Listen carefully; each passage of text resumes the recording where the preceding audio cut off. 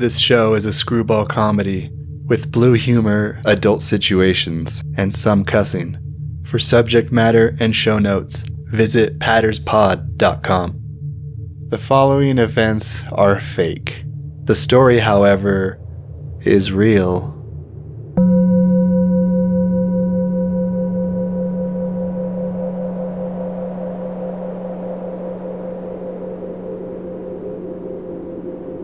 There's a place up north I seek to go, green of tree and rich of joe, with magic bean of coffee strong, flannel many and grunged song. Skylines high and tech abound do dance upon this fisher's town. Seattle be the name of here, where rain does fall for much of year. The slacker soul rings through the land, calling many to this land. Yet hearken those who to here flock, ye must expect a culture shock. Pilgrims, voyagers, young and old, will find a certain shoulder cold. Traveler, they not you here you want. Turn back now, beware their daunt. Hearken, traveler, who seeks thy cheese of the famed Seattle Freeze. Author unknown.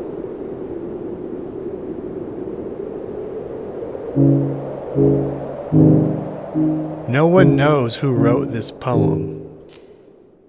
That's how come the author part says, author unknown. It's titled The Seattle Freeze, named after a certain unwelcome attitude that Seattleites have toward people who come here. An icy, cold demeanor.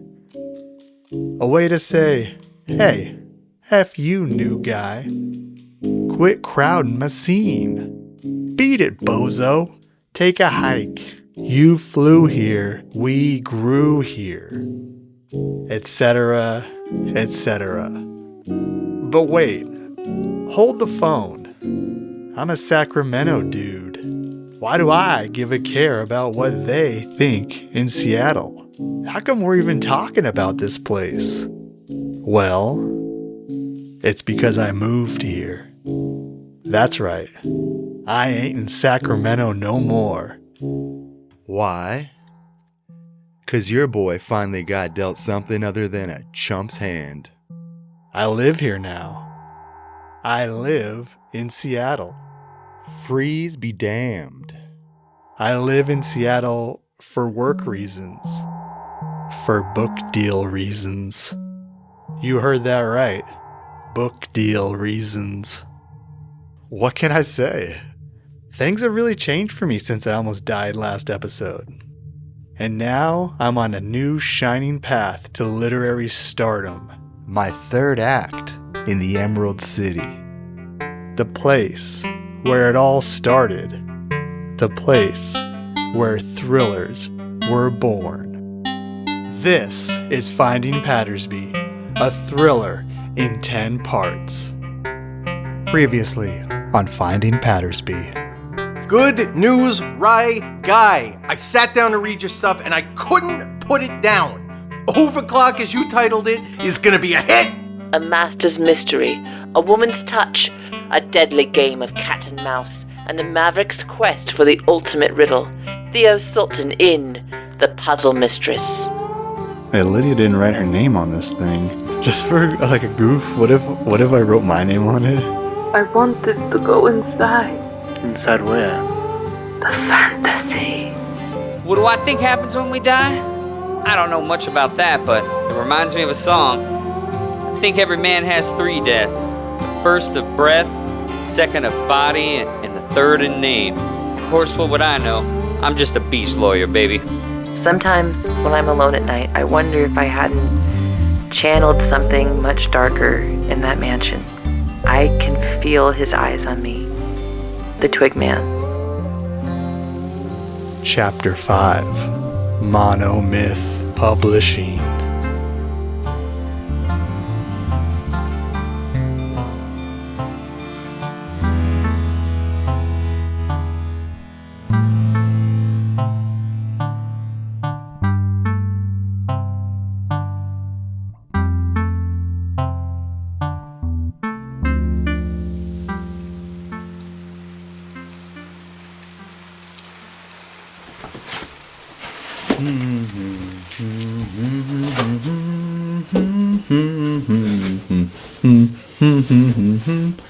Oh, there you are, Hole Punch.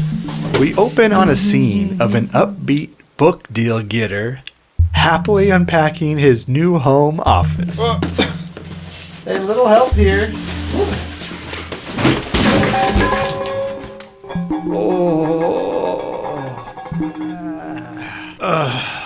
Andy, leave that gear alone. Come on. Did you hear me? Ew. When's the last time you cleaned this microphone? It's disgusting. We'll deal with that in a second.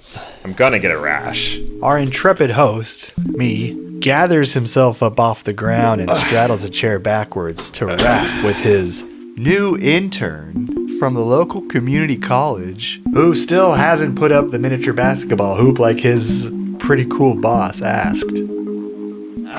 Oh, what a spill. Okay, Andy, what's up with my mic? It smells rotten. Rotten? You know you don't need to talk that close to it. Okay, these are great points. Ones we could have easily discussed over a tiny basketball. But more importantly, my call with my publisher is in like 2 minutes. 1, and 2, you're my intern, okay? I'm not paying you to critique my workspace. You're not paying me. Well, maybe not in money, but in beer and pizza, like the ad said. I don't like beer and pizza. Now, what kind of college student doesn't like? Never mind. This call with my publisher is super important. So let's table the shop talk. Okay, but why are there also like 1,000 files on your desktop? It's so disorganized. It gives me a headache. Intern. That's Andy, my intern. And as it turns out, my biggest critic. Let me bring you up to speed. After the unfortunate demise of Big Wave Dave and all that drama, R.I.P., the universe cruel temptress that she be decided to cut me a break in the form of a fresh start, a reprieve from the slings and arrows of outrageous misfortune. The clouds parted and all my hard work as a book writer, and more importantly as a storyteller, finally paid off. My agent, J. Jordan St. Avalon, shopped around my original techno thriller with erotic elements entitled Overclock, and we got some bites. But one place bit bigger than the rest. And long story short, I'm all but guaranteed a book deal from who is it's not important right now. Let's just say if you've listened to this show, you've definitely heard of them. Okay, it's Monomyth Publishing. The same shadowy corporation loosely connected to Pattersby's disappearance. They're also the same publishing company that was sponsoring writers' retreats at the mansion where Big Wave Dave went missing in the ocean. That's neither here nor there. I guess their pool of authors also were named by Pattersby's last witness to see him alive as being a part of all this. That person being Fiona Caruso, also missing. So yeah, Monomyth. It is they who offered me a book deal. A slamming one at that. I know what you're thinking. Why am I doing business with an entity that may be responsible for disappearing several people connected to this investigation? What, do I want to get disappeared myself? Hell no. And guys, that's not gonna happen to me. Why? I'm a public figure. I don't think they'd want to do anything that is gonna make them look like the bad guy after everything I've revealed about them. Shit. Well, okay. Reason number 2. Hey, who's to say this isn't just an honest-to-God book deal? Is that so unbelievable? Everything else is possible. Muses and ghosts and goblins, that's all possible, but the idea of me writing something of quality and drawing on my years of experience and artistic instinct to the point that a huge publisher offers me a slamming book deal, that's the unbelievable part? Well, I certainly don't think so. Neither does JJ.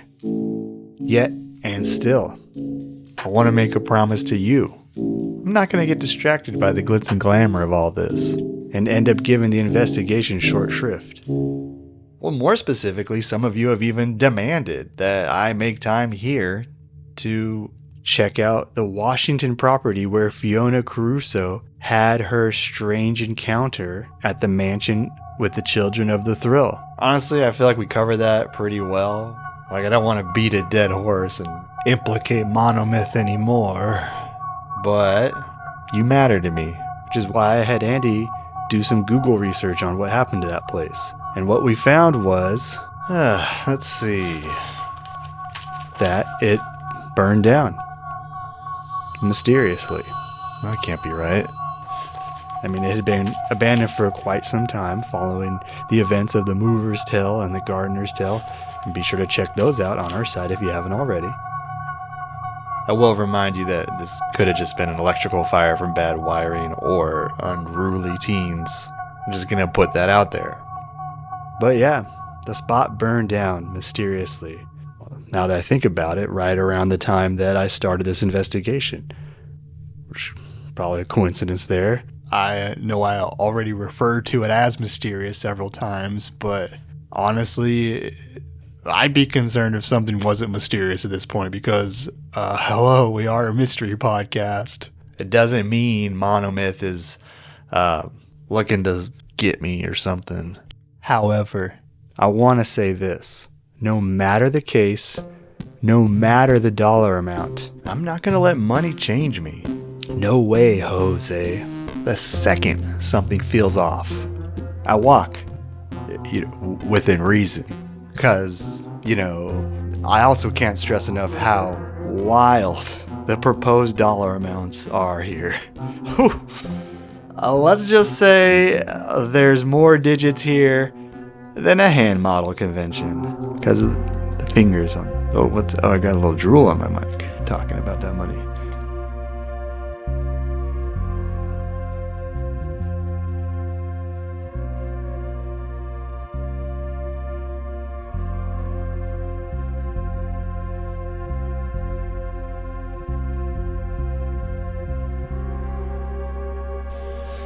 Red leather, yellow leather, red, yellow, leather. Ah, man. Okay, camera is looking good. Smile is alright, too creepy. It's just a call. Just act natural. Be yourself. Here we go. Letting you into the lobby and showtime. Hello? Okay, I can see her, but I can't hear her. Can you hear me? Oh, I'm so sorry. I can see you're saying something. Okay, now you sound like Max Headroom. There we go. There he is. I'm so sorry. I got this intern who's been messing with my presets, and I'm just happy we're able to connect. Finally. Yeah, internet. My niece knows how to do this. I just assumed everybody did. I have my call with the book people. One of the few remaining steps between me and my destiny. So you really did it. I sure did. Wait, what exactly did I do? You moved out here. Yep. We all thought you were joking when you said that. Nope. I was serious. You think I'm really gonna miss a chance to move out where the action is? When it comes to signing this contract, I gotta be there in person. Hey, it's your funeral. If I sound nervous on this call, it's because I am. Half because, well, I'm playing giddy about getting back in the book game. and half because of the extremely large dollar amounts being floated around here. But mainly I'm nervous because Melody, that's her name, Melody from Monomyth Publishing, keeps making these dark asides. Not to mention it seems like she's getting work done while talking to me. I could just be being paranoid, sure. But how am I supposed to feel when she says things like, hey, it's your funeral, while typing and looking at a different screen? Why can't she say, like, you can trust us, or we're not gonna get you? Something positive. Things that help me focus on this great experience, and also the money. And to be quite frank, whatever she's doing on her other screen seems to involve a much more entertaining conversation that she's carrying on in Mandarin. Which, nothing against multitasking, it just feels like I'm fighting for her attention. And of course I don't like the sinister allusions like, hey, it's your funeral, or how it seems like she's having a fantastic time in the Mandarin conversation. But that's okay. It's okay. I just know that once I get into that office and I sign that contract, then I can stop being so jumpy. That's it. That's it. So Melody, one thing I did want to ask is if the check you'll be issuing, the advance, if it could be one of those like really big oversized checks like they do in the sweepstakes, it would mean so much to me. We don't normally do that. But we're also not going to do that for you. Cool. Totally cool. Tight.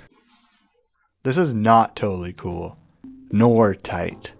Every time I picture getting this book deal, it involved pageantry, like receiving a jumbo check or having a sash placed on me. Whatever. I'm getting paid. I'm not getting disappeared. You know, this is how it always starts. They control the narrative on tiny things, like big checks. And the next thing you know, they're changing the name of your character or setting the whole thing in Dubai. Not that that matters, it's just that they decide instead of me. I gotta hold the line here, in a nice way, because the point is, they want what I got. I refuse to let the suits call the shots. That's how art dies. So I fight. I fight darkness with light and put my stank on things. Hey, so here's what I'd like. Are you listening right now? What if is, I don't know, like a kickoff that you grab your people down from HQ and we all rolled out to the Space Needle, or we all go dancing. We break bread. Mix a little business and pleasure. On behalf of everyone, I can confidently say no. Well, you know, hey, put the word out. Float the idea. We're very busy. Yeah, I know. Wasn't even that serious about it. But youch. This cat's got claws. So we will talk more on a granular level when you come down to HQ, which I'll mention again. We can always change to a video call. Hey, nice try. You're not shaking me that easily. Don't say we didn't warn you. Warn me about what? You have nothing to worry about. I'm not worried. What? Me worry? What? Who would look like Alfred E. Newman? We really think this could lead our holiday season. Okay, all right. Well, there you go. See, now you're speaking my language. Oh, before I forget, the team has a few notes we want to hit before we finalize everything. I'm sorry. I think I misheard you. I thought you said notes. Tiny things. Ways we could goose the tension. Make what you did better by changing it. Changing it. Great talk, Ryan. Yeah, this is super productive. Thank you. Ciao. Ciao. Shit. Notes. The mere word sends a psychic battering ram hurling forth through the mists of time and shadows of the past, splintering the gates of my present-day self-esteem fort. Fort Ryan. Well, the defenses hold? Notes. How could I be so naive? Of course they got notes. So blinded was I by my own excitement and mild concern about if I'd been lured into a web of deceit that I'd forgotten all about the very worst thing about mixing artistry and commerce. Notes. The compromise of one singular pure vision. Notes. A battle of will.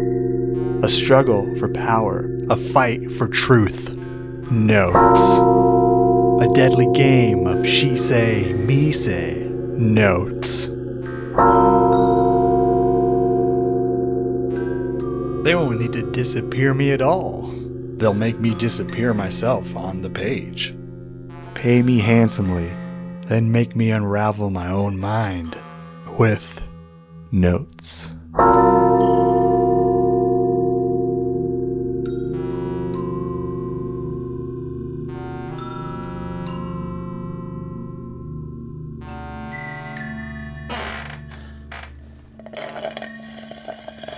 So you're like one of those guys my dad reads. What? Oh. Yeah. I know you can't tell this, but I'm a wreck. It's been this way for the past few days. My fingernails are chewed to the quick.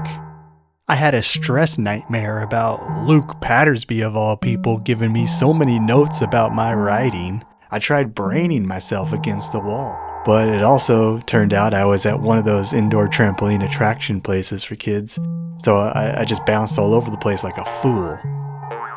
My dog was there too, speaking inexplicably in a Liverpudlian accent, bragging about how much better his life was since the city took him away from me, and then it turned into a newspaper headline.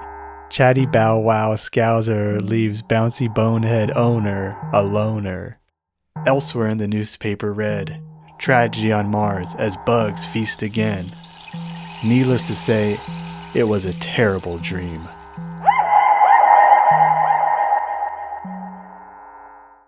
Time blurs as one day becomes another and another. I had planned to see the sights of Seattle, but instead remained homebound in a nervous stupor. I did not visit the Space Needle. I did not visit the Sub Pop store, and barely had enough energy to send Andy in my stead. I did not visit Pike Place Market, or see a guy catch a fish in newspaper like I wanted, and then take a picture of it and share it on social media and put something fishy about this place. I didn't get to do any of that. I like to think I'm immune to all criticism, but find myself knocked flat on my ass. The circle date of my meeting with Monomyth taunting me from the calendar, bearing down on me like an unblinking cyclops eye. The sun goes up. The sun goes down, and I increase in smell. So much, Andy begins lighting incense, which does little to dull my stink. I can't live like this. I can't create like this. I have to do something about this bad attitude. I don't want to be pooped out of my biggest opportunity. So I remember a trick I learned once. A trick I learned at California Pizza Kitchen reprogramming camp, where I once got assigned for airing my true thoughts on the barbecue chicken pizza. It was a place for employees who needed an attitude enhancement. And the tool we learned there was something called laugh therapy. Basically what you do is you just start laughing.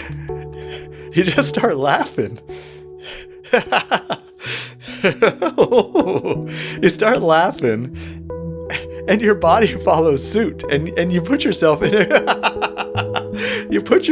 a good mood, and you think to yourself, this is fantastic.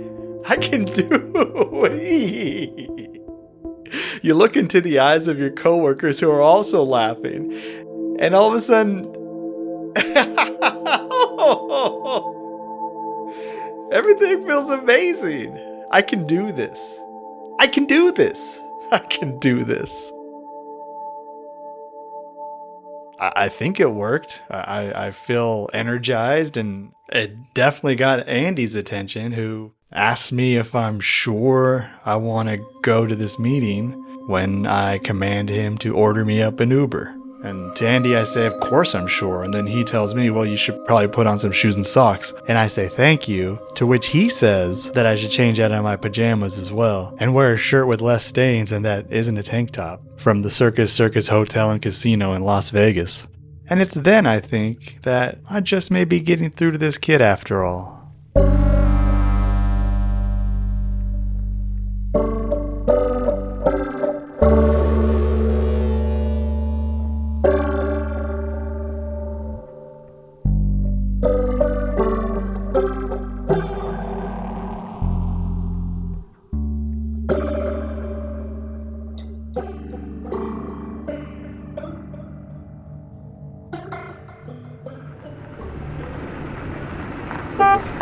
Alright, Andy, I'm off. Or just ignore me. Friggin' AirPods. On my ride to Monomyth, images wash over me. Intrusive thoughts.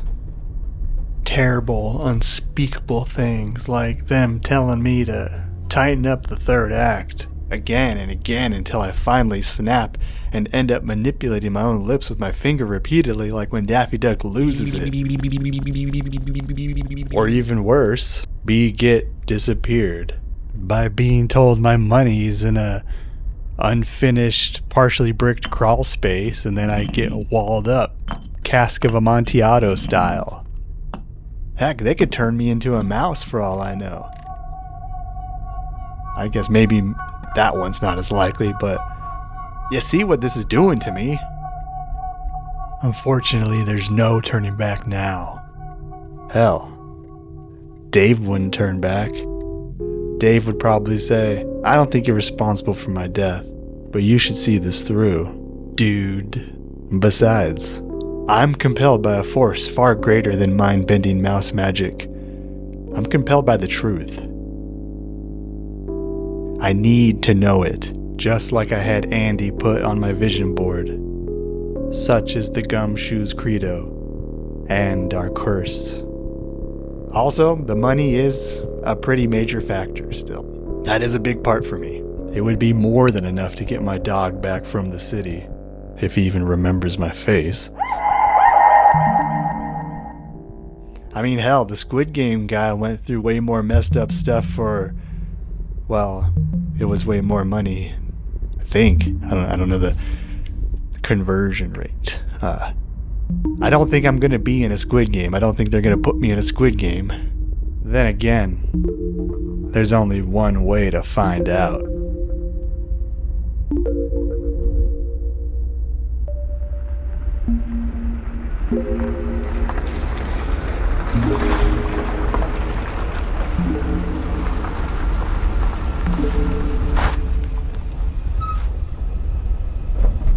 My Uber arrives and I step out to behold my eponymous destination. Monomyth Publishing.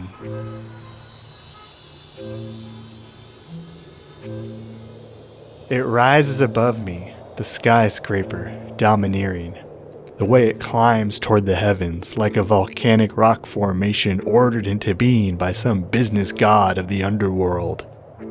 I bet his name is called, like, Executus. Corporos. The building, known as Fontaine Tower, stands tallest amongst a choir of soulless high-rises which make up the industrial district, fortifying the geometric spire in which my fate resides, castle-like in its grim presence.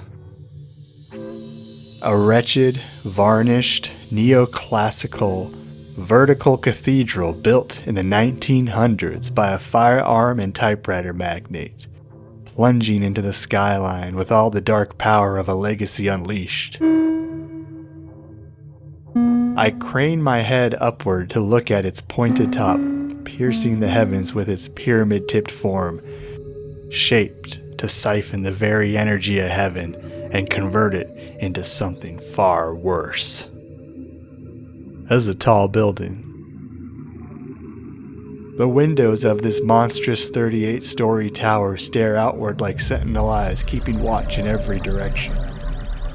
In this moment, a chill runs through me, as though in my reckoning, the mighty structure has revealed its true form to me and me alone. I take one last look at the obliviousness of the surrounding streets, take a breath, and cross the threshold inside.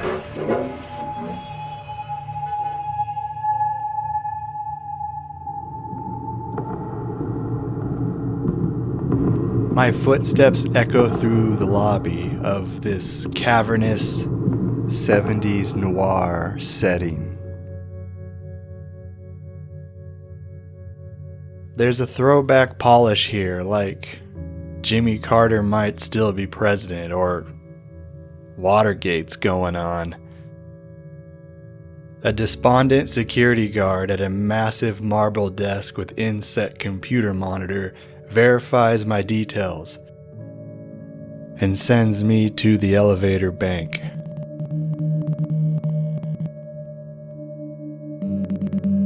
I appear to be the only one here. Interesting.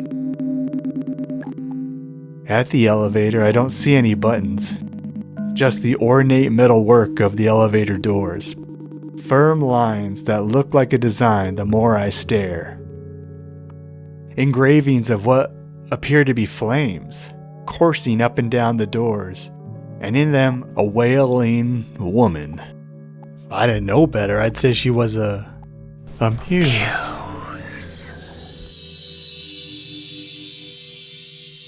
Like the sideways jaws of a slumbering dragon, the doors remain sealed.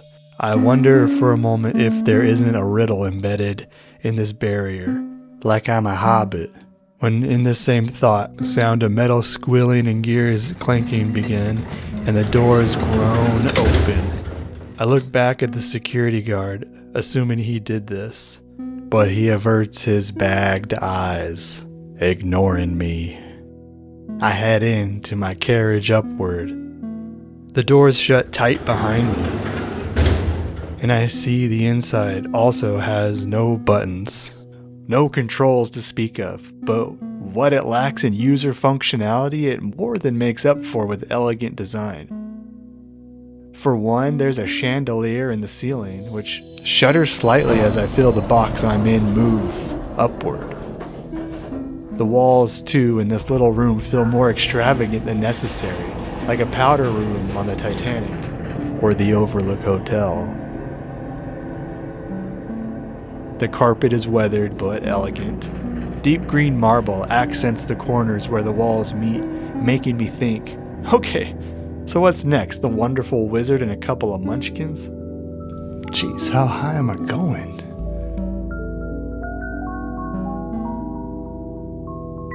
Unaware of where I'm headed, I decide to quietly collect myself, while the subtle notes of a music box tinkle overhead. It's okay, this is good, this is normal, you're fine. Then, lest I gain too much of a bearings, the carriage stops with a jolt. I steady myself as the doors rumble open. This must be the place. I guess this is where I'm supposed to get out. You got this. Here goes nothing.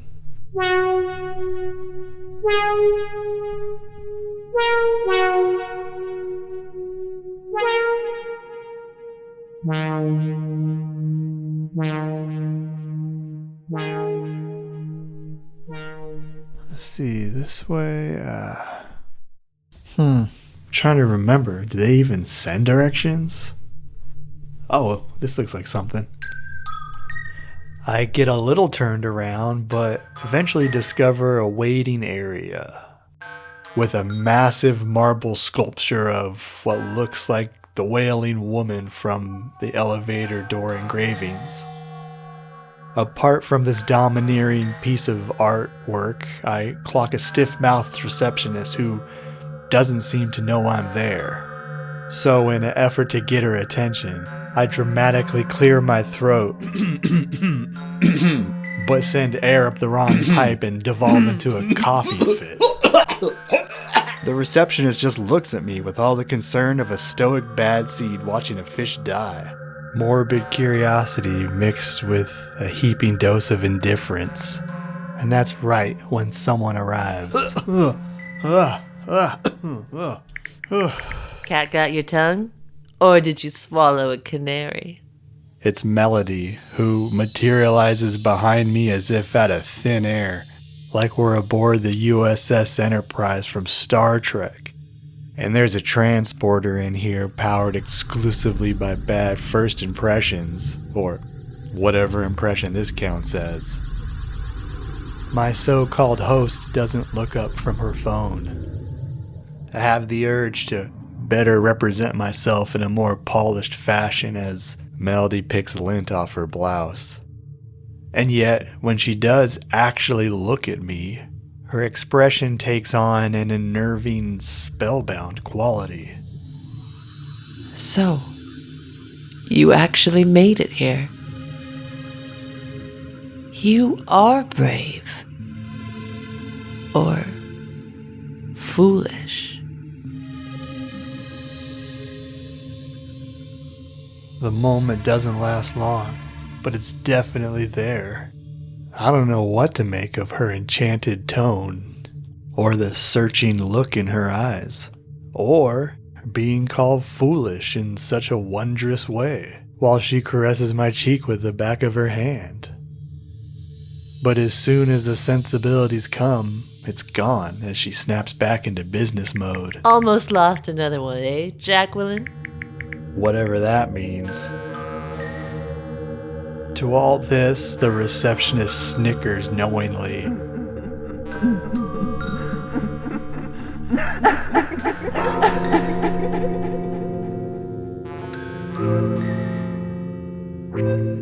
I feel like they're communicating over my head. I'm getting boxed out at my own book deal meeting. Maybe it's too early to tell, but in my experience, if you don't make an effort to set the tone, everything else goes cockeyed. That's the last thing I want. I work too darn hard to be here. I'm not gonna sit here and let things happen to me. I'm gonna be the thermostat and not the thermometer.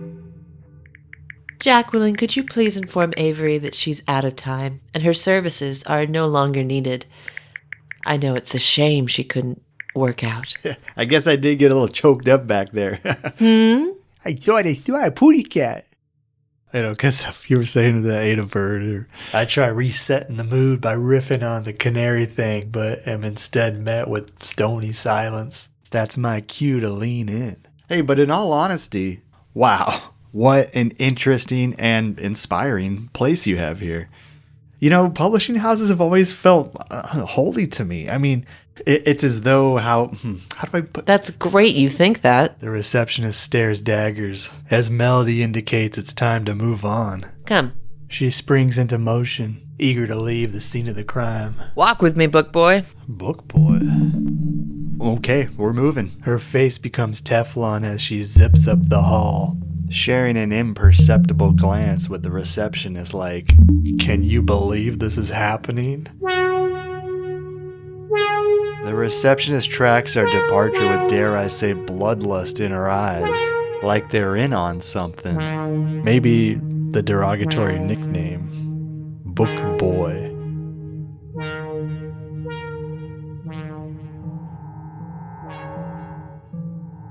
For a so-called patron of the arts, Melody sure knows how to put me on my back foot. And I'm embarrassed to say her nag is working. Because before I know it, I'm following after her as she walks in brisk stride ahead of me to our assumed meeting place. Like a baby duck, I try to keep up while she simultaneously texts and speaks in rapid-fire Italian to someone named Giacomo. That's another thing. Why am I already fighting for attention at my own book deal? Where's the pleasantries? The etiquette? The friendly chatter before we talk turkey? I mean, I wasn't exactly expecting a spirit tunnel from the Jennifer Hudson show, but... That's Mufasa! Erik! That's Mufasa! Melody's giving me nothing. Clacking away on her phone screen while gliding forward like an object in a pneumatic tube down what seems like about 20 halls that spindle outward from the reception desk. So of course I just start filling the silence with awkward AF commentary. Let's see, what is that? Is that... Oh, neat. Another door. Hey, Melody, just riffing off the nickname thing back there. Book Boy. What if I called you Mel? Like the Spice Girl. Like, Sporty Spice. Did you hear me? It's Melody. Right. Was just having a laugh. This definitely counts as Seattle Freeze. Big time. And And P.S., that thing I said earlier about publishing houses being holy, not true. Definitely not for this place. This place is weird. I'm telling you, the vibes are off. And it's not just one thing that makes it feel weird. It's many things.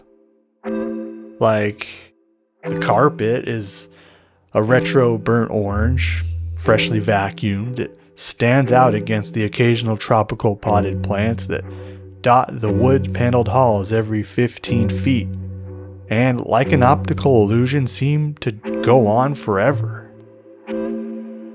Honestly, have you ever been in a really long hallway? It's like horizontal vertigo. I'm in a labyrinth that doesn't make sense with the geometry of the building I saw from outside. The light here is museum light. It's the same light as a playhouse lobby. And the space feels like, well, to continue the playhouse metaphor, when you leave a play while it's still happening to go use the restroom and you find yourself all alone in the lobby, all alone in a liminal space, apart from it all, heavy and weightless. And it's quiet everywhere we turn. No, not quiet, devoid of sound, like we're in a cosmic vacuum, or a decades-old recording studio where Jeff Lynne from ELO may have mastered some tracks. I not only hear but feel our footsteps as they compress the carpet and the very molecules that surround us. The aesthetics and the retro-futuristic undercurrent reminds me of 70s era corporate America, when plastics were king. The hangover afterglow of the 60s seeping forth, the cutthroat 80s and all its busied abominations darkening the horizon. There's a sensation here that makes time feel out of order. Events stacked on top of one another. Perhaps it's the repetition in layout, the feeling of being in an Escher drawing, like we've been walking for hours. TBH, I feel a little bit like Dorothy Gale in the poppy field, or a fly caught in a cosmic spider web.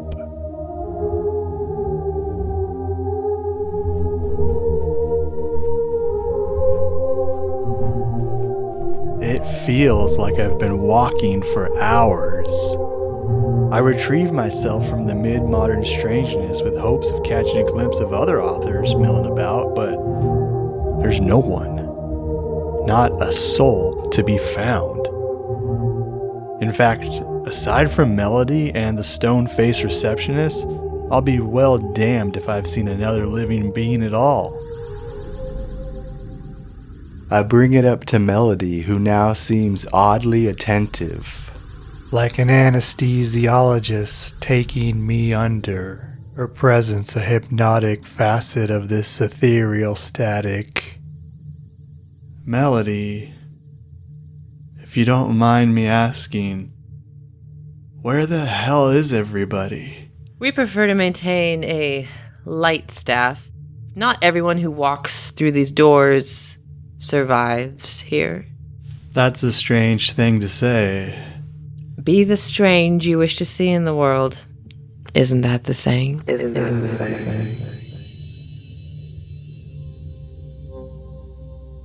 The heck is she saying it like that for? Like a Dracula. I mean, I don't think she's a Dracula, but that's how she said it. All cordial and mysterious. Like a Dracula. I could swear her eyes flash red like a predator at nighttime, so I'm relieved at this point to see a new face approach Melody. An assistant of some kind. With a message. He's a scruffy chap around the age of Andy. Sweater vest, crooked glasses. Kind of looks like the dad from 101 Dalmatians, but younger and not cartoon. The underling whispers something into Melody's ear, and his expression is not a friendly one. He steals a few suspicious glances at me, like I'm an interloper visiting a compound. Is it a cold look? You betcha. Whatever news he tells her upsets her, and we pause at an open area connecting more halls. The spellbound quality vanishes as Melody's face goes more serious, which I didn't think was possible. Will you excuse me? I have to tend to some business. Are you serious? I mean, before I can finish answering, she and the non-cartoon assistant have disappeared. You'd think someone's life was on the line the way they hurry off. Left alone to my own devices, I do what any seasoned mindhunter would do in this situation. I put down Courteous and pick up Gumshoe.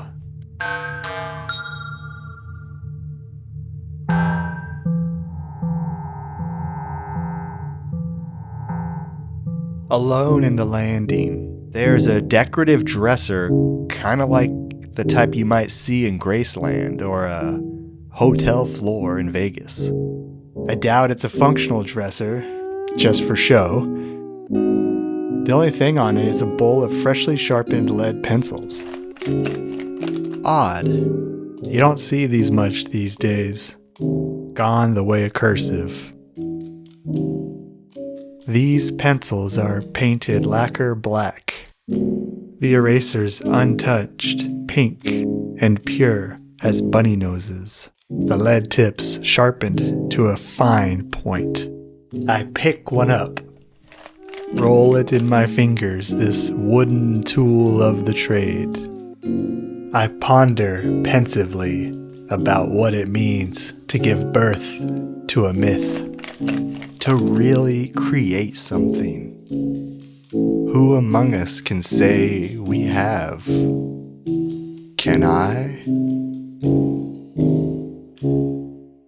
And then it happens. I'm overcome right at this moment with the strongest sense of imposter syndrome. That I don't belong here, that I should leave now while I still can. That I fooled my way into another's fate. That I'm a liar.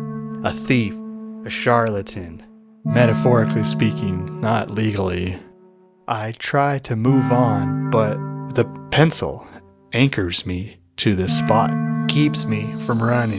I shift my attention to this writing tool, and I notice words written along its slim length. Light catches the lettering, and the gold emblazoned words shine in the space where a company name or brand might be. The words are clear, as if speaking to me. Leave now. The phrase hits me like a jump scare. I drop the pencil back in the bowl and look around. Sure, someone set this up. A hazing ritual for new authors? I stare closer at the bowl and see now that all the pencils have messages written on them. Like candy hearts, but pencils and ominous. With much trepidation, I grab another, horrified at what it might say. The pencil reads, "You are not safe here." I pick up another. "Go, Ghost Rider, escape." And another. "While you still can." I don't like this. I'm about to pick up another out of morbid curiosity, but stop when something just above the bowl catches my eye. It's a small face. A group of small faces, actually, making up a hanging wall portrait. A crowd of important people posing for a picture. A gaudy, brilliant frame encloses the gathering. In it, there are about 15 people, standing side by side, aged about 40 to 60. People of clear influence. The Monomyth team, I presume. Exuding confidence with smiles that are more shows of force than anything earnest. Strangely, they're not dressed in business or even author attire, but rather holy garments. I guess. White lace robes. Colorful shrouds and cloaks. Ceremonial vestments for a religion I can't place. Some wear box-shaped hats you'd see in the higher ranks of a ritualistic sect of true believers. Why are they dressed this way? Like a cult.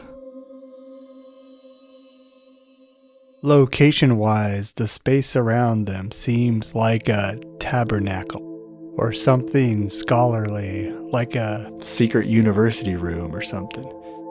There are standing candlesticks and flowers all over, and the walls look like the interior of a medieval library adorned with tapestries like you might see in the cloisters. The time is hard to place as the photo composition is lit amber-hued, like an aged Polaroid from a few decades back. It's got a tacky, unearthly feeling. The filter to the light is Winnebago-esque, if that makes sense. Something you'd find in a photo album in a garage after a loved one dies. The longer and closer I stare, the more the faces come alive, and I recognize the people staring back. I recognize Tawny Gatherbrook in there, prominently placed, looking like a chancellor at graduation. The way they dress up the faculty to, look like they're all Magellan or Christopher Columbus or something. She clutches a gourd and an ink pen with an ornately carved handle. It looks more like a weapon than something you write with. Speaking of familiar faces, Chuck Chance is there too. All the children of the thrill are. I take out my phone and snap a photo for research. I'll have Andy investigate them later. A brass plate at the bottom of the frame lists the group's names, of which I count 14, only to look at the photo there are clearly 15 people in this group, including the woman at the center of this photo, whose face I also know immediately. Her look transcends this still life portrait. She gazes out at the viewer in a plaintive, dazed manner. With my finger I trace the names on the placard beneath and find her name. Alice Hollenstadter. No, that's not the name of this lady. She's not named Alice. The woman pictured here is Fiona Caruso.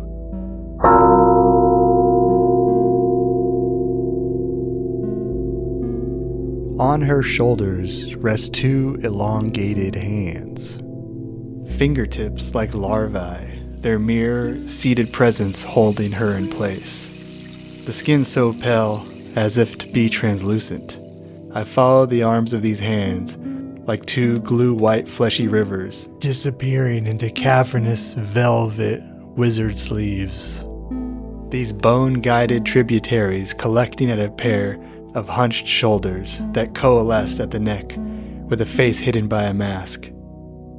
A mask made of twigs. The Twig Man.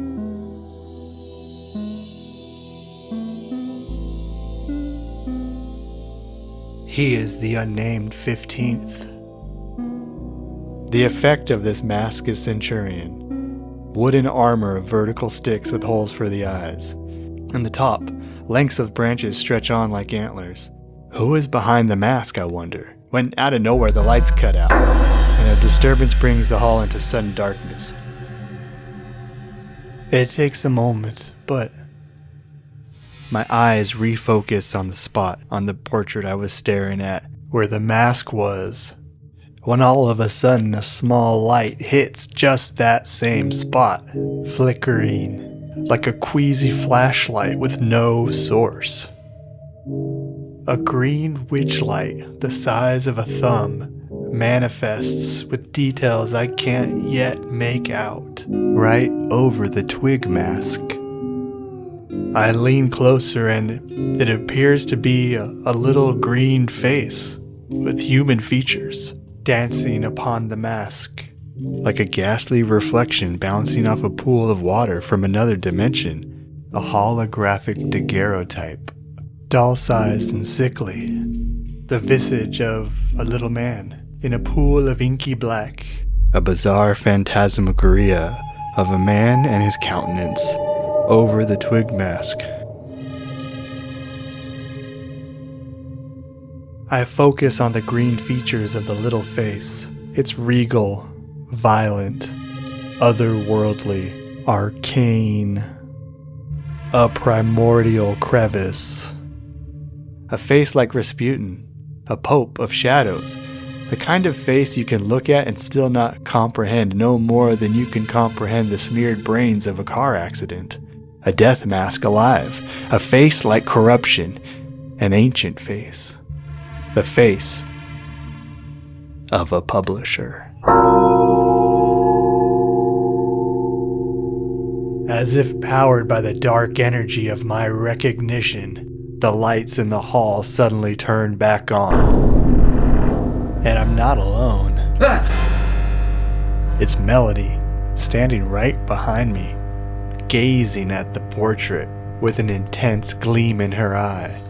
Her point of focus, that mysterious woman in the center. Amazing, isn't she? Who? Alice Holland's daughter. That's the lady you're looking at. She nods to the Fiona one. Started her own publishing shingle out of her dorm, Evergreen University. Frothy chick lit was her forte. The frothier, the better. Contemporary female fiction. They called what she did fluff. But Alice was a real artist. Let's just say, she made the Yaya Sisterhood and Chicken Sisters look like someone vomited alphabet soup into a blender then ran it with no lid. But she showed them. She showed all of them when she accepted our offer at Monomyth. And then all her peers suffered mysterious and deadly fates. And in the picture, why are they all dressed like that? Company retreat. A nod to the old ways. We take story very seriously here. It's traditions.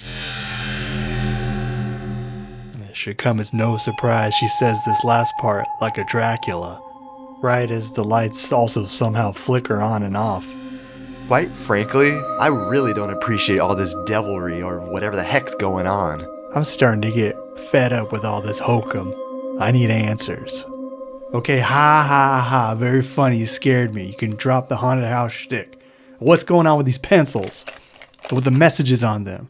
What messages? I picked a pencil up to show her, only the personalized warnings that were there just a second ago are gone. Huh?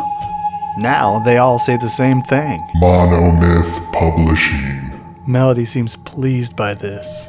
Chuffed, even. No, just a second. What about this guy? This guy with the mask? I point back at the portrait of the nameless man with the creviced face, only he's not there at all. Maybe he was never there. I don't understand.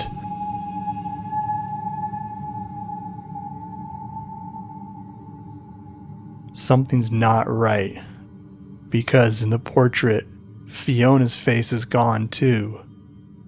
Now that face in the crowd, is just Alice.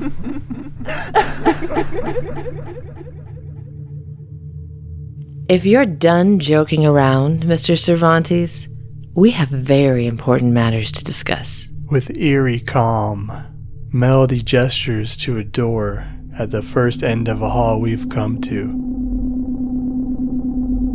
A door that seems to be glowing from the other side, with a piercing electric blue light framing the passageway.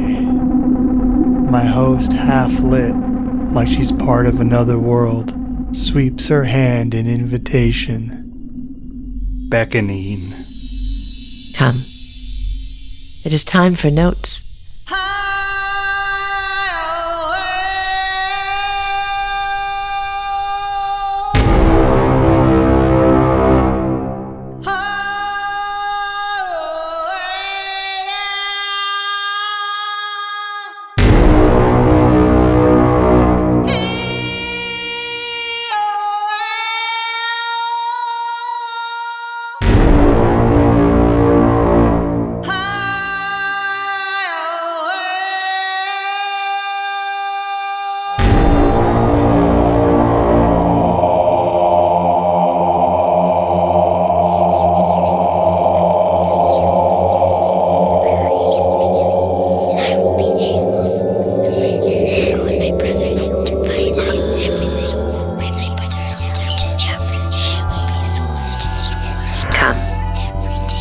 Time for notes.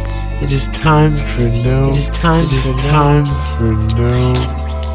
What do I think happens when we die? Know what lies beyond the source. What do I think happens when we die? What do I think happens when we die? Come. It is time for notes. What world exists between the mind and the page? It is a real place. I've seen it. If you're not careful, you'll see it too. Come. It is time for notes.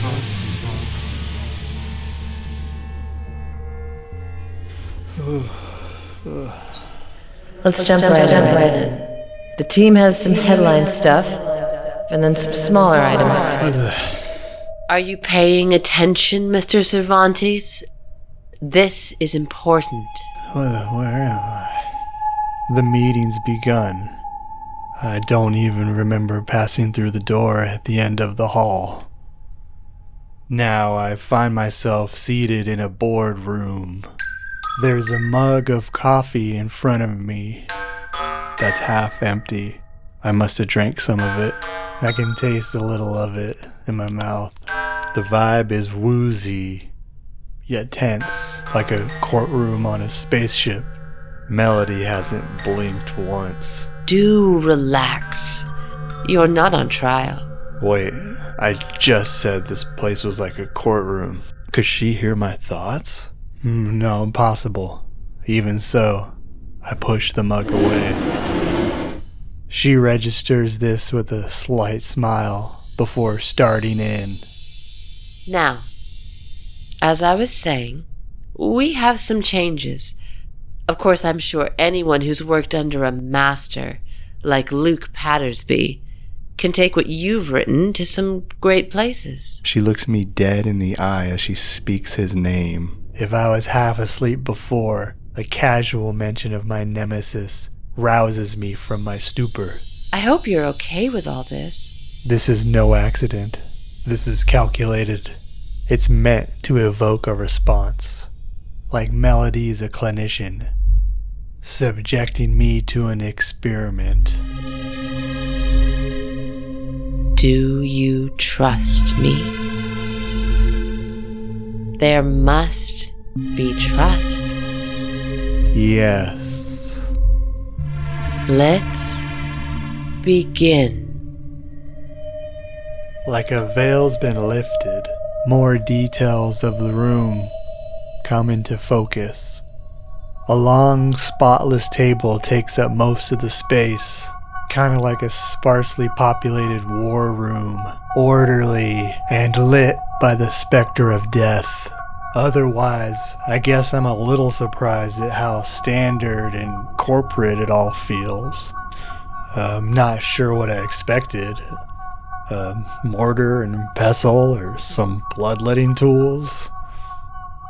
What does stand out is a huge monitor, blank, with an embedded lens at the bottom about the size of a silver dollar.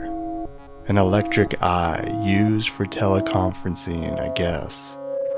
The screen is off, but a light under the camera is on. The light is red, a sensor, indicating something. That we're being recorded? Observed? Let's begin. Melody jots something down on a clipboard that's already there waiting for her. Also, I'm not entirely sure, but I think I hear a mechanical noise coming from the camera, like a shutter capturing my response to things like her saying his name. Anyone who's worked under a master, like Luke Pattersby.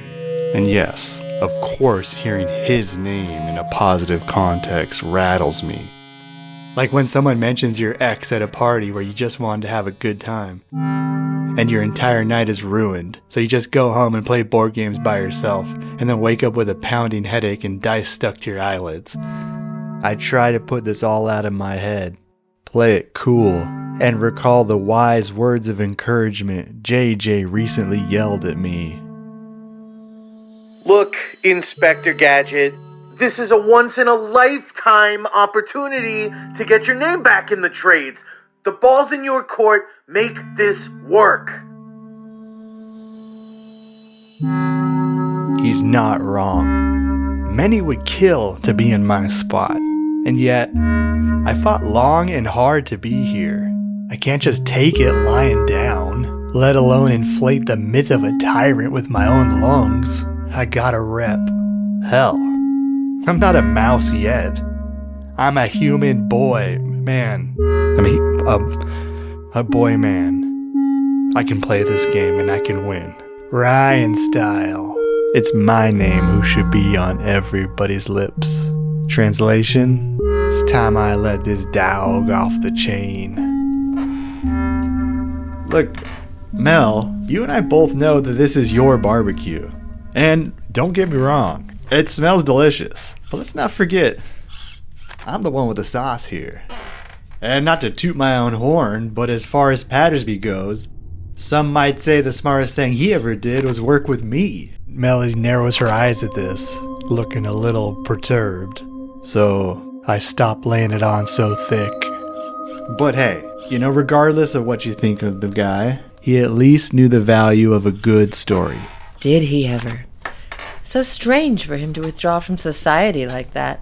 I hear he's working on his greatest thriller yet. Oh yeah? I heard he wandered off drunk in the Yukon and got gored by a moose.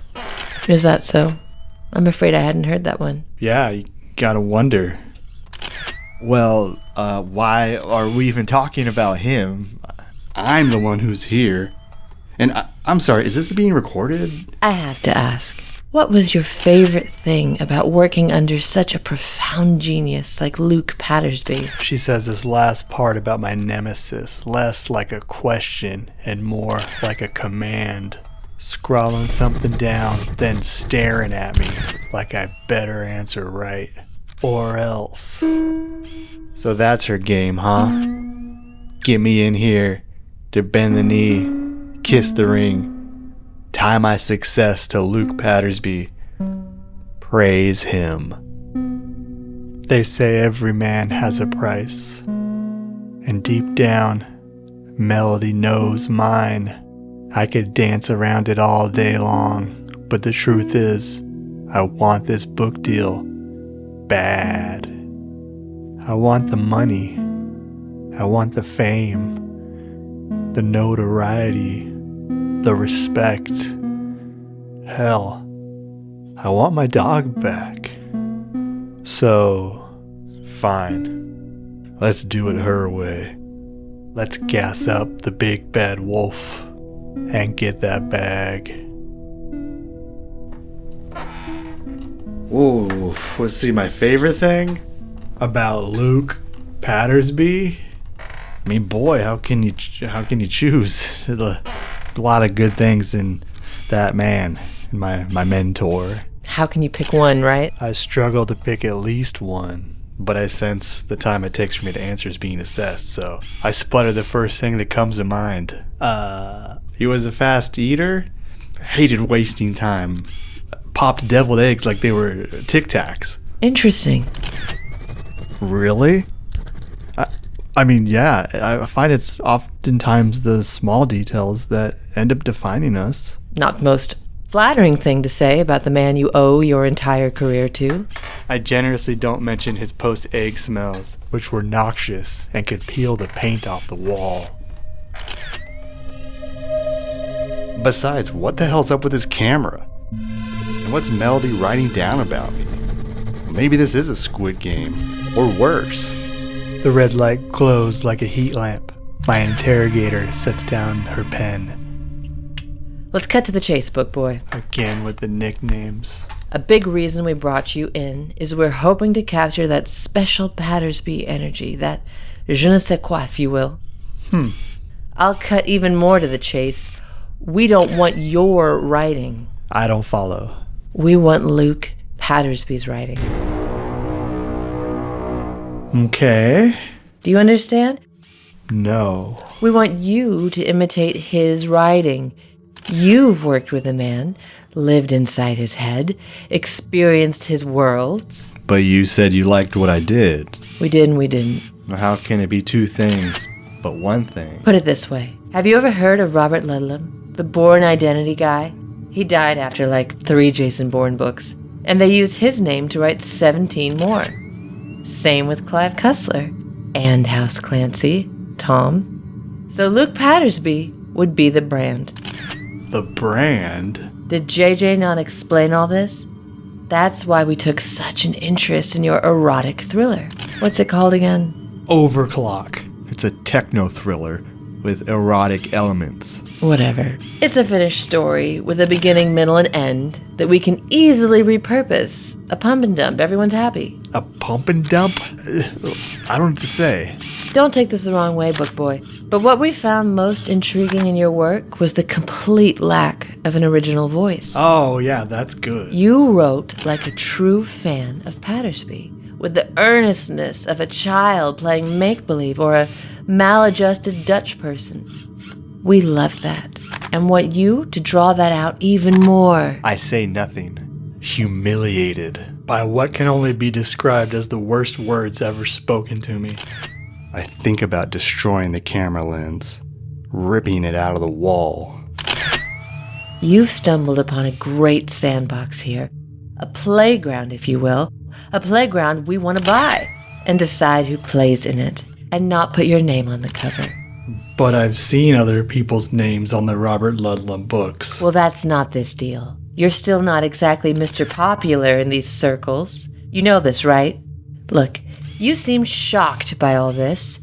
Your agent did show you the dollar amount we're offering for this. Just to show we're serious?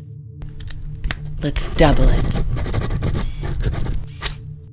Holy shamoly.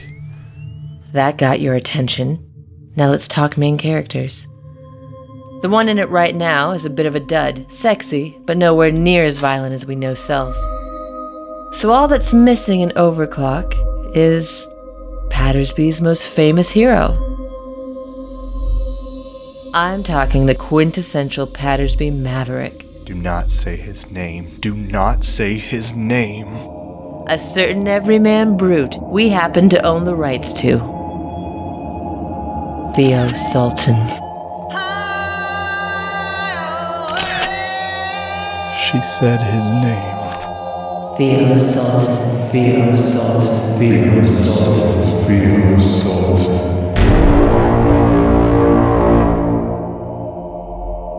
Monomyth has the rights to Theo Sultan, Luke Pattersby's amazing, legendary renegade. And in order to keep the rights, we have to keep pumping these bastards out. Theo Sultan is definitely a priority for us. And you've seen Pattersby do his thing firsthand with the character. Side note, can you imagine being the person who invented Theo Sultan? Wow. I've never been so disrespected in all my life. I'm vibrating from head to toe. I have to set things straight.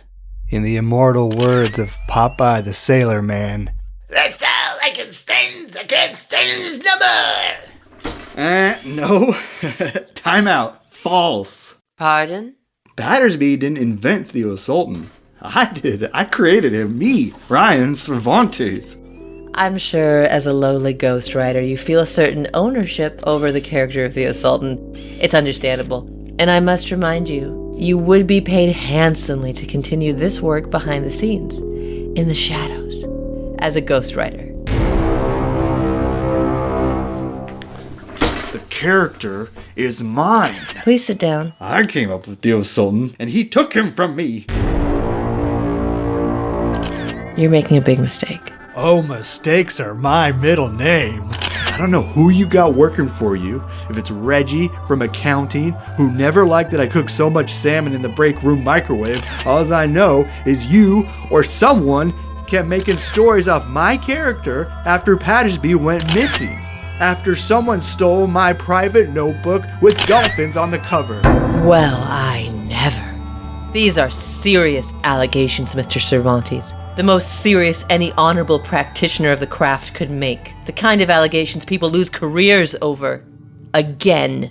I think we might have to hit pause on all of this. No, wait, I'm sorry. Please, Melody. She slides a control panel out from the edge of the table with a built-in microphone and talks into it. Jacqueline, have security escort Mr. Cervantes out with extreme prejudice. Jacqueline, no, that's not necessary. Look, lady, you want a Theo Sultan. I can give you a Theo Sultan. I'll give you a Theo Sultan like you wouldn't believe. I'll say this in the nicest way I know how. Your book reads like the erotic ravings of a circus clown who got kicked in the head by a horse, which is nothing new. We can make it great. But you slandering Luke Pattersby for your own gain? In Seattle, of all places? That's something Monomyth will not tolerate. What the? Who are these goons? Leave me be! We were willing to give you the world. And all you have to do is play ball. You know who took my notebook, don't you? Don't you? You know about Fiona Caruso!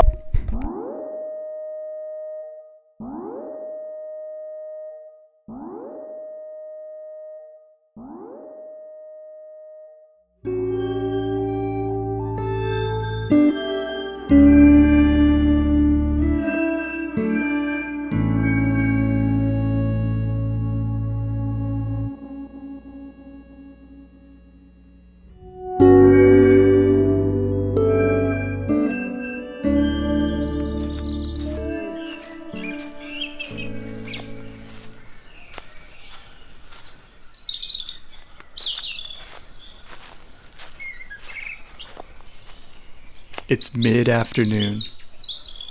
I am walking, talking on the phone in nature.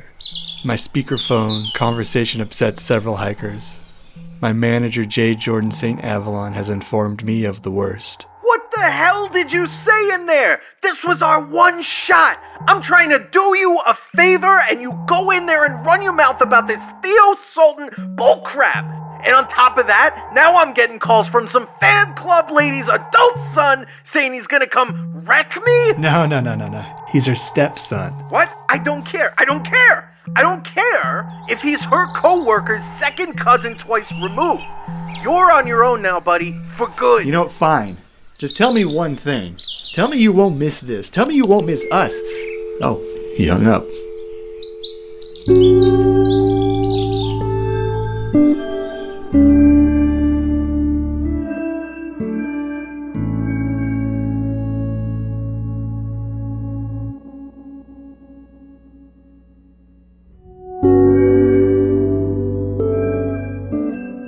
I am being removed from my own book project.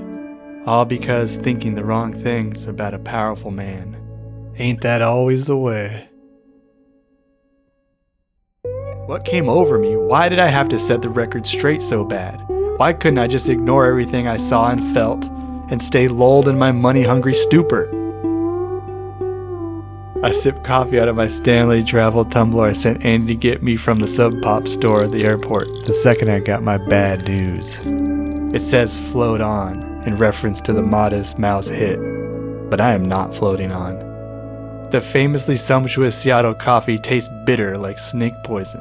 I loathe it. I loathe everything right now. I loathe the sun-dappled path. I loathe the babbling brook. I loathe the stupid big green and brown trees. Everything seems pointless. Again. When I started on this path of finding Pattersby, I had but one goal: confront a bully, restore order to the universe, find out who took my private notebook with dolphins on the cover, and get credit for inventing the greatest thriller character of all time, Theo Sultan. In my foolish naivete, I thought me getting my own book deal early in the journey was a reward for my sacrifices. I thought turning over a new leaf by being rich and famous would soothe my troubled heart.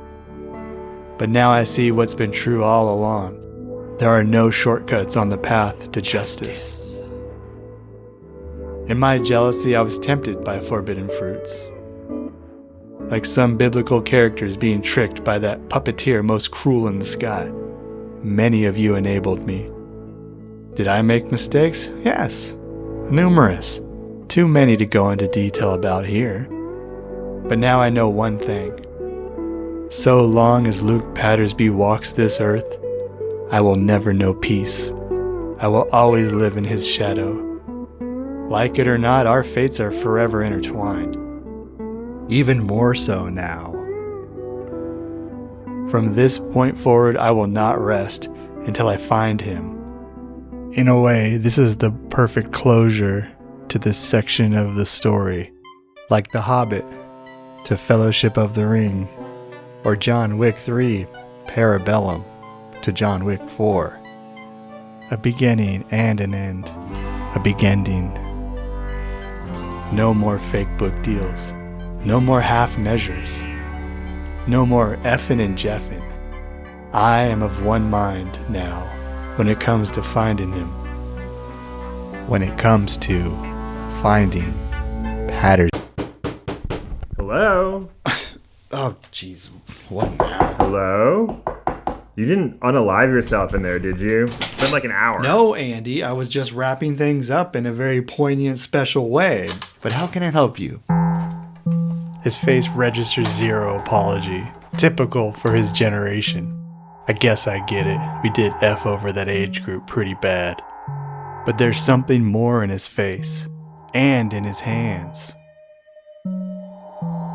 He clutches a tattered and battered box. Tells me it's a delivery that just came for me. A package that looks like it's been through hell and back. Somehow, I can relate. This traveled box is the size of a shoebox. And this might sound weird, but the second I hold it, it feels like there's an energy inside. Like one of those gyroscope toys when the gyroscope is spinning. And like any mindhunter who's paid his dues in the school of clues, I get suspicious. Andy, who gave this to you? Just some guy. What do you mean, just some guy? Like a delivery person. Gee, how astute. I see my lessons on the powers of observation have failed the boy. Much like is always the case, it's up to me to notice things.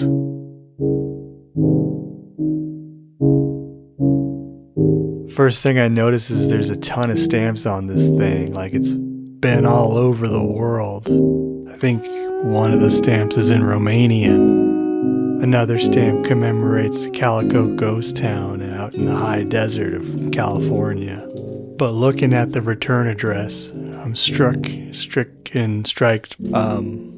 I experience a nameless fear as the place it came from simply reads, The Abyss, in chaotic, handwritten Sharpie. I look beyond Andy and think about chasing down whoever gave this to him, but instead, instinct meets desperation, and I rip this little sucker open like it's Christmas morning, and I can't believe what I find. What is it, like a dead cat? I'm getting the vibe that you're a person who gets dead cats sent to them. Baby, this ain't no dead cat. More like a smoking gun.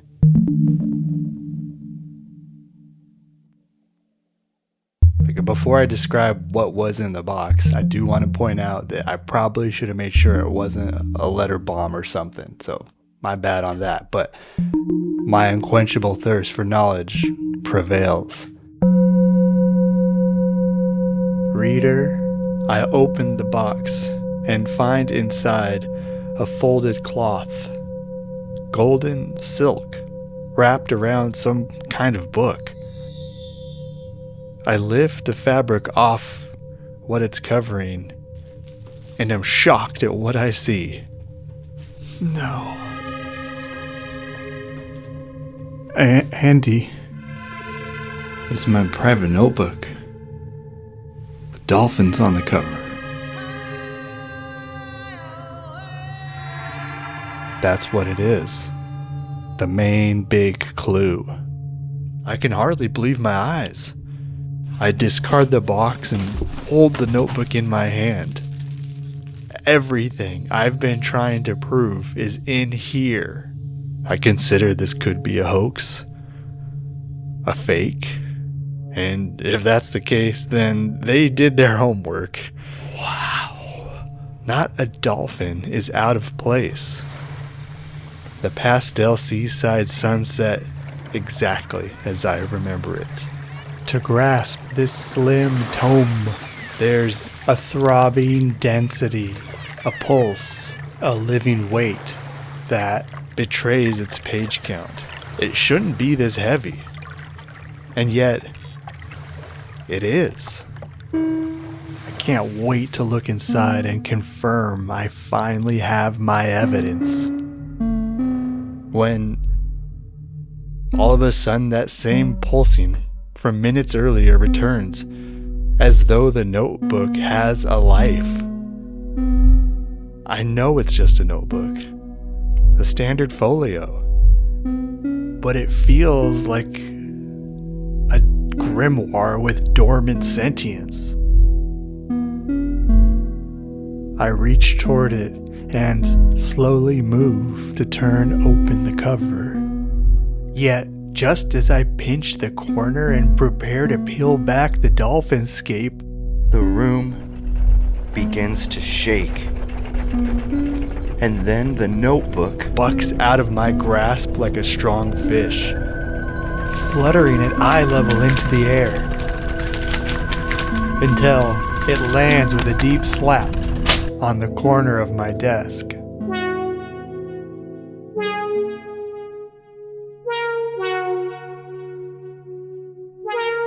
The part with the pages faces me like teeth. Baleen. Like a flat, bookish creature with a mouth that hinges on the coiled binding like a clam. I stand in complete awe at the occurrence, my gaze locked on the mischievous notebook and what it might do next. The more I stare at it, the more this closed, stationary clam seems to emit an iridescent aura.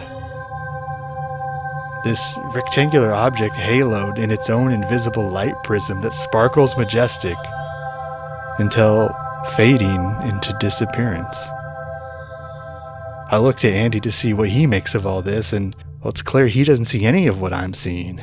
It's as though we're in two separate realities. Earth to Weirdo. Hello? I feel like he's moving slower too. What are you staring The notebook flutters again, rippling in sentience, like a window's open, letting in a hurricane from another dimension. And before I can say anything more to Andy, the fluttering stops.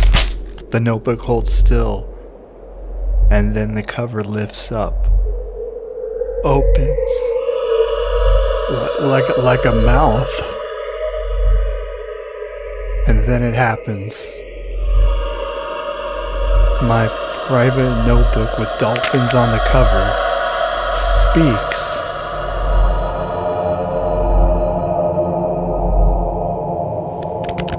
Ghost Rider, heed my words. You have proven yourself to be a most formidable hero. You've ventured beyond thresholds, faced many trials, experienced great loss, and gazed deep within. You've sacrificed all you hold dear. And yet, your journey is just beginning. Hear me now, Ghost Rider. The path that lies ahead is a difficult one.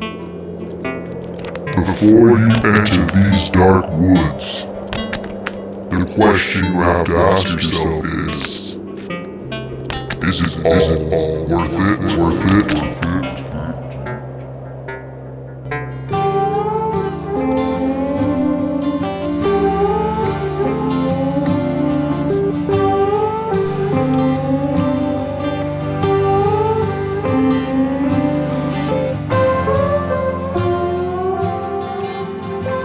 Finding Pattersby is written, directed, produced, edited, and performed by me, Ryan Sandoval, with amazing music and sound design by the one and only Erik Jourgensen. The show would not be what it is without him. This episode featured appearances by Andy Windak, Dan Gagliardi, and Lily Sparks. Additional sound design in this episode was done by yours truly. Thanks for hearing the season. It is a true labor of love made with human brains and human hands. We don't make one red cent off this show, so if you like what you hear, let us know. Leave a review, please. Or head on over to patterspod.com and sign up for our newsletter. Or check out our merch shop. Toss a coin to your witcher. When you do swing by, there's a full Theo Sultan book there, and it's free as an ebook if you sign up for our newsletter. Check it out. Or just crack open any book, really. A good one. Go to your library. They got all kinds of these things. Before we part ways here, I just wanted to say thank you again for lending your imaginations to host our universe. It's a two-way street. Also, thanks to everybody who performed in this show and supporters who helped get it off the ground. Erik for his sweet music you're hearing right now. And all the fellow creatives out there who offered tips, hints, and support along the way. Keep making stuff, y'all, and be good to one another. So, until next time, see you in the thriller pages. I love saying that.